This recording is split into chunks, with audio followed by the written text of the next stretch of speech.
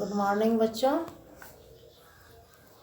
इस समय आप लोग अपने अपने घरों में स्वस्थ होंगे और अपनी पढ़ाई पूरे मन से कर भी रहे होंगे। आज मैं आप लोगों को हिंदी व्याकरण पढ़ाने जा रही हूँ और व्याकरण में आज आप लोगों को मैं पढ़ाऊँगी निबंध के बारे में कि निबंध किसे कहते हैं। आप लोग निबंध लिखे हैं पहले भी और इसके पूर्व भी मैं आप लोगों को निबंध के बारे में बताई हूँ, लेकिन आज मैं फिर से इसका पुनरावृत्ति कर रही हूँ।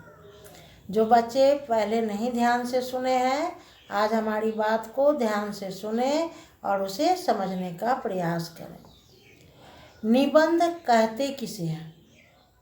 तो ध्यान दे बच्चों, निबंध नी उपसर्ग और बंध धातु से मिलकर बना है। नी उपसर्ग और बंध धातु को जब मिलाया जाता है तो निबंध एक शब्द बनता है जिसका अर्थ होता है ठीक प्रकार से बंधा हुआ। क्या होता है इसका अर्थ? ठीक प्रकार से बंधा हुआ। यानी कि जब हम किसी विषय पर, किसी भी विषय वस्तु पर क्रमबद्ध ढंग से अपने भाव एवं विचार को भावों के रूप में व्यक्त करते हैं तो उसे हम निबंध कहते हैं। मैं एक बार फिर से आप लोगों को समझा रही हूँ। जब हम लोग किसी विषय वस्तु को सिलसिलेवार ढंग से यानी क्रमबद्ध तरीका से उसे व्यक्त करते हैं भाव के द्वारा, विचार के द्वारा, तो उसे हम निबंध कहते हैं। निबंध लिखने के लिए कुछ बातों का होना बहुत ही ज़रूरी है। वो कौन सी बातें हैं? ध्यान देते हैं हम लोग। विषय का पूर्ण ज्ञान होना चाहिए। जब आप निबंध लिखें तो उस विषय के बारे में जिस पर आप निबंध लिख रहे हैं उसके बारे में आपको पूरी तरह ज्ञान होना चाहिए। दूसरी बात है, निबंध के वाक्य छोटे और अर्थपूर्ण होने चाहिए। आप जब निबंध लिखते हैं तो उसके जो वाक्य हैं वो छोटे होने चाहिए और अर्थपूर्ण होने चाहिए। यानी कि जो सो बात नहीं लिखना है, बात समझदारी से जो यथार्थ है उसी को लिखना है।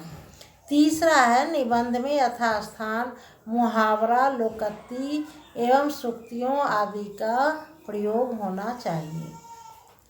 तो अभी मैं आपको बताई कि निबंध किसे कहते हैं।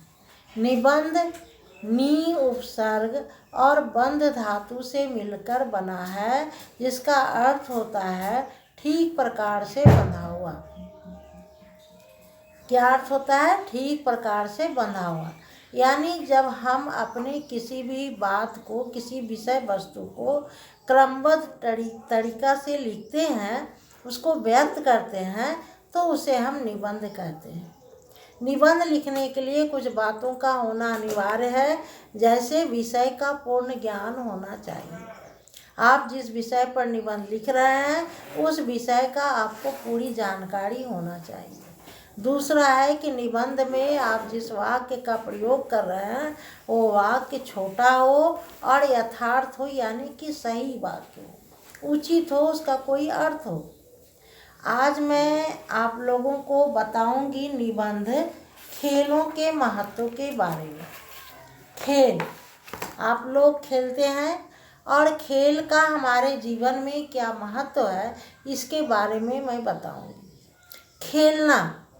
खेलने के लिए आप लोग को कभी कभी मना भी किया जाता है, लेकिन बच्चों किसी भी चीज़ की अधिकता जो होती है वो हानिकारक होती है। अब आप अगर दिन भर खेलते रहेंगे तो पढ़ाई कब करेंगे, इसलिए आपको कभी कभी मना किया जाता है। लेकिन खेलना बहुत ही आवश्यक है बच्चों के लिए, क्योंकि खेल से हमारा मस्तिष्क का विकास होता है। हमारा मानसिक और शारीरिक दोनों विकास खेल के माध्यम से होता है। खेल का हमारे जीवन में काफ़ी महत्व है। खेलने से हमारा शरीर जो है चुस्त और फुर्तीला बनता है। खेलने से हमारा शरीर चुस्त और फुर्तीला बनता है। शरीर का मानसिक और बौद्धिक विकास होता है और साथ ही खेल से सामुदायिक एवं सहयोग की भावना का भी विकास होता है। सामुदायिक यानी कि आप जब भी कोई खेल खेलेंगे तो अकेले में नहीं खेलेंगे, आपको साथी की ज़रूरत होगी। 2, 4, 8, 10 बच्चे जब तक आप नहीं मिलेंगे तो आप खेल नहीं सकते हैं। तो ये एक जब 10 बच्चे एक जगह मिल गए तो एक समुदाय का निर्माण हो और उसमें सहयोग की भावना भी होती है। अगर खेल खेल में कोई बच्चा गिर गया, किसी को चोट लग गया, तो सभी बच्चे दौड़ के जाते हैं, उसे उठाते हैं, उसको उसकी देखभाल करते हैं। तो यहाँ पर आपसी सहयोग की भी भावना का विकास होता है खेल के माध्यम से। खेल 2 प्रकार के होते हैं, एक घर के अंदर खेलने वाले खेल और एक घर के बाहर जिसे आप मैदान में खेलते हैं।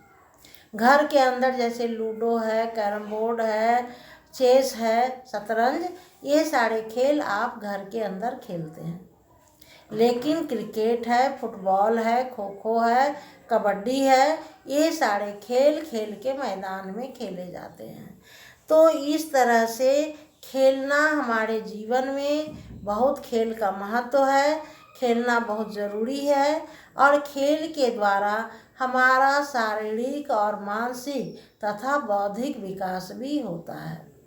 तो बच्चों, ये था खेल के बारे में। आप लोग इसको अच्छी तरह अब समझ गए होंगे कि खेलना हमारे लिए क्यों आवश्यक है, खेल का हमारे जीवन में क्या महत्व है। मैं इसको लिख करके आप लोगों को दूंगी, आप लोग इसको अपनी नोट कॉपी में लिखेंगे और अच्छी तरह याद भी करेंगे। तो ये था खेलों का महत्व और निबंध किसे कहते हैं, आप लोग हमारी बात को सुन करके समझ गए होंगे।